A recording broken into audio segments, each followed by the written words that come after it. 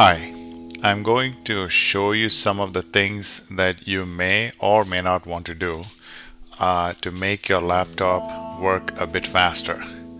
So before I start, let me close or minimize some of these windows so that it'll be less confusing when you are looking at it. Anyway, so if the first thing to check is your C drive full? Sometimes the hard disk is partitioned, then you will have a C and an E. But anyway, the way you check for that is you right click on the start menu, open Windows Explorer. I'll maximize this one so you can see it better. And here you see the different drives that you have. In my case, it is partitioned. So I have a C and I have an E drive. Then this one is a non-writable section of the drive where they store all the software and things like that. So I cannot do anything on that one. And finally, this is an external drive that I have connected. Okay, so you go to the C drive, you again right click. That will give you a bunch of options. Go to properties and it'll pull up a graph. Now let me pull this dialog up here so you can see it better. The fuchsia or the pink color is the free space, and then the whole total pie is the total C drive, not necessarily the hard drive, because if you have an E, that'll be this plus the E. So in my case, you can see there are 120 gigabytes free and 333 used, and about 454 is what C is taking up. Okay, so what I'd like you to do is check this number and let me know all of them. Actually, you can let me know two and I can figure the third one out, but just send me all three. And if this number is like 1 gigabyte or even less than a gigabyte, then that could be one of your problems. I'll get back to this disk cleanup later in a different screen, but for now, this is it. Okay, so you can just cancel out of this. And in my case, if I go to E and I right click, again right click, properties, you left click, and you come up. As you can see, the E drive in my case is a lot more filled up than my C drive, and part of this is because all my videos and all those things, my active copy, I leave it here, so that's why it's filling up. But still, it's got 9.57 gigabytes, so I'm not in too bad a shape. This particular machine has 1 terabyte hard drive, but yours, I think it'll be, since it's a laptop and it's a relatively older one, most likely you have half a gig or less total. So anyway, so much for figuring out how much of the hard drive you have used up. Now, the next thing for you to check is you go to the start menu, this time left click, go to all programs. Now this might be slightly different for you because you're on a Vista, or I think you're on a Vista, whereas this machine is a Windows 7, but I think they all should look pretty much the same. If you slide this up, you can see all the individual files, and as you come down, you can start seeing the folders, and you need to go to accessories. Okay, you click on accessories, left click on accessories, and it'll open up what's in there, and then go down to system tools folder and left click again, it'll open that up, and now you can see two things that I want you to look into. One is the disk cleanup, and the second one is a disk defragmenter. Disk cleanup is probably a good thing to do anyway. The disk defragmenter, I will come back to it in a minute. Okay, so left click on disk cleanup. It'll give you a choice. If you have multiple drives, then sectioned hard drives, then you'll have these choices. Otherwise, you'll just see C, and you can say OK here, and it will start calculating how much you can save. Now, this one I just did one before, like I think I did one yesterday, so most of the files got cleared. Therefore, I'm not saving much. But in your case, this might be a fairly high number, a large number. And there is no harm in selecting all of these things. Okay, there is nothing will show up on this dialog box that is important, that you don't have to feel like, oh gee, if I delete that, will I mess things up? That's not going to happen. So you can pretty much select all of them. The worst that can happen is you will lose some history, and so no big deal. So anyway, once you checked all of this, you can just say OK, and it will then give you this thing, a box saying whether you can permanently delete, and then you can delete the file. Okay, so that'll should go pretty quick because I don't have much to delete, but in your case it might take a few minutes. Once you're done with that, now let's go back to the start menu, left click, all programs, go to the folder accessories, then go to system tools. Again, it's a folder. Now you come to the disk defragmenter. Okay, now this is the one that I suggest you probably should not do, because I have seen in the past, not very often though, if the hard drive is very old, when the system starts to defragment it, sometimes the hard drive conks off. So the best time to do this might be when mommy and daddy are there, so you have their laptop as a backup. But anyway, as you can see, mine is pretty clean. I usually put it on a schedule, and I also leave my computer on 24/7. So once a week it does defrag my hard drive, and that's the reason why you see this 3% in a fairly low numbers. But if you have not done this, or your system was not running it at all, maybe it was set up for, say, Wednesday night 1 a.m. or something like that, and you had your computer turned off, then obviously it's not going to do it. So these numbers might be high. Now what it physically does, if you want to think of it, if you pretend this is your hard drive, this let's see, what do I need? I need a draw tool. See, if you think of this as the one big hard drive, then you may have a part of a file sitting here and another part of the file sitting here, same file. So the computer wants to access this file, then it has to read this, then the disk has to rotate around, or the head has to come over here and then read this one, and that becomes very, very inefficient. What they really want is this and this to be close to each other, so like this. So then the reading becomes quicker. So in theory, it does really improve the performance. The question is, in an old computer, if you try doing this and it spins the disk quite a bit to get all this sorted out, it might just conk off, and that's the fear that I have. So unless you feel super comfortable doing this, I really suggest you have a backup computer before you attempt this one. But anyway, what you would do is you would say, let's see,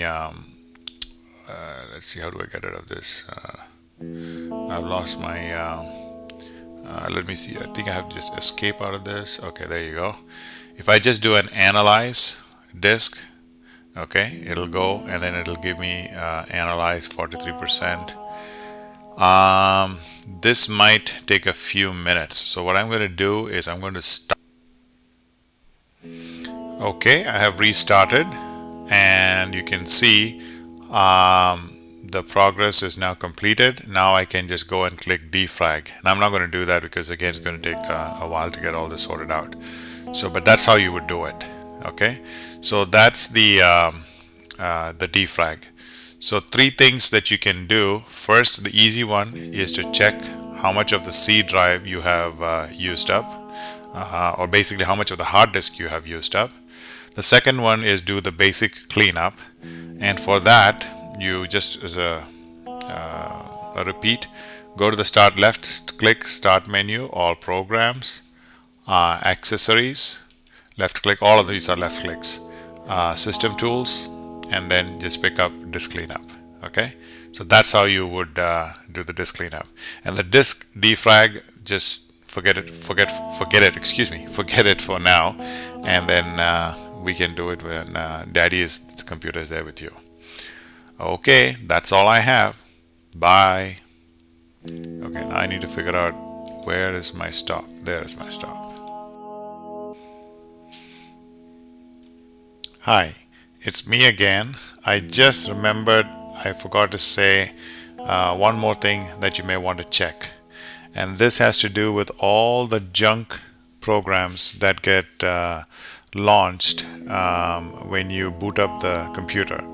Now, this fix probably won't improve your speed when the computer is running or when you're actually using it, but it should certainly shorten the time it takes to log on or actually turn on the computer.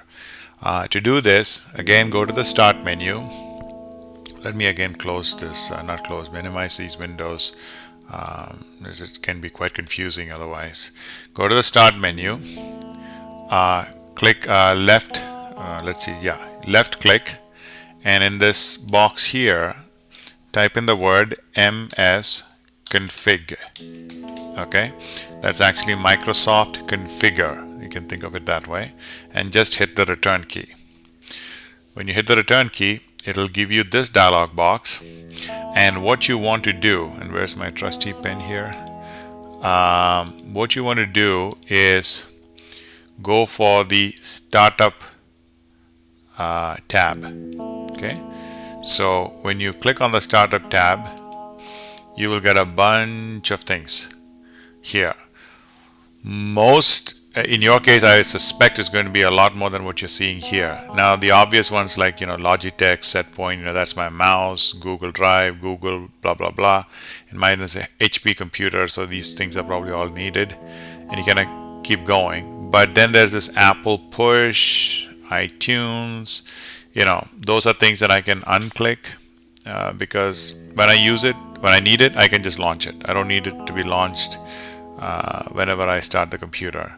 And see, as you can see, I've turned off a lot of the programs that got started. Now, you will often find things like the Ask Me toolbar, things like that, which is not, it probably did not start that way, but you downloaded some program and it came as a freeware and you did not uncheck when you were installing it, telling the computer not to install the Ask Me, then that'll show up here and that'll get launched every time you start the computer. So once you're done unchecking all the ones that you think are not necessary, then do the apply, and sometimes it'll ask you to reboot the system. I always reboot just to be on the safe side, and then you just say apply and OK, get out of this, and then you will reboot. So here I'm going to cancel, okay, just so that I don't want to do anything further with this.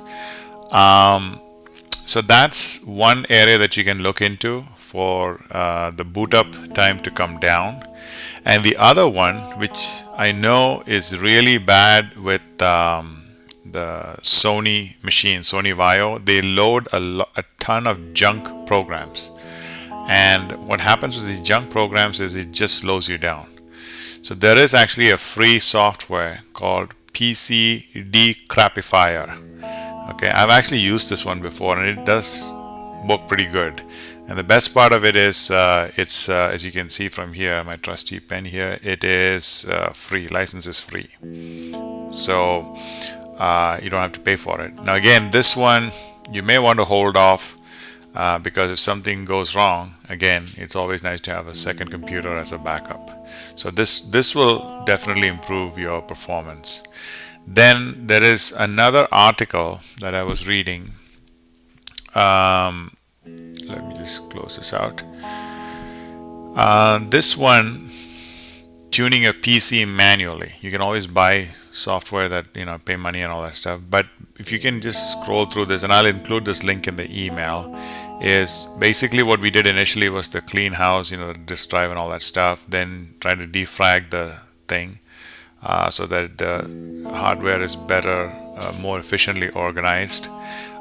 This one is to make sure that the drivers are all the latest and greatest, and then finally you have the Windows updates. Now when I left it, I had that thing turned on so that it will automatically do it. But since you turn off your computer at night, I'm not sure whether it actually gets done. But that will be another one to check to see if there are any updates. Once you do all that, then you come into this next more advanced tweaking, which is disable unnecessary services. That's what I was showing you with that msconfig. Same thing here again, unnecessary startup items, things that you don't use, there's no reason to launch at the time of startup. Again, this is that msconfig thing. Unused fonts, I never thought of this. I don't know how much this is going to do. Short file names, I've never done that in the past. And then disable DLL caching. These are things that you probably need to talk to Kochwapi or Papi to figure out whether any of those things are really worthwhile doing or just leave them alone. File compression, visual effects, yeah, this really makes a difference. But I don't think Vista has any visual effects, so this may not even apply to you.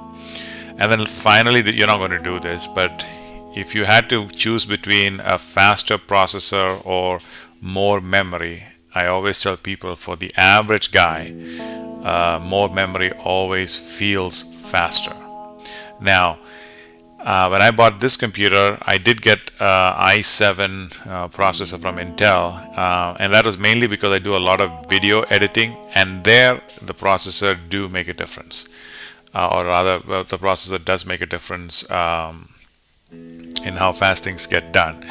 But even with that, I still need the extra memory. And if I remember right, this machine has something like 9 gigabytes or something like that RAM. So it's still worthwhile. And you can do that kind of RAM on a desktop. It's quite cheap to do it. But when you get to a laptop, things can get pretty expensive. But anyway, so that's it for now, and I think I'm going to re-render this video one more time and then upload it, and then you can see it. Okie doke. Bye. Going to stop it now.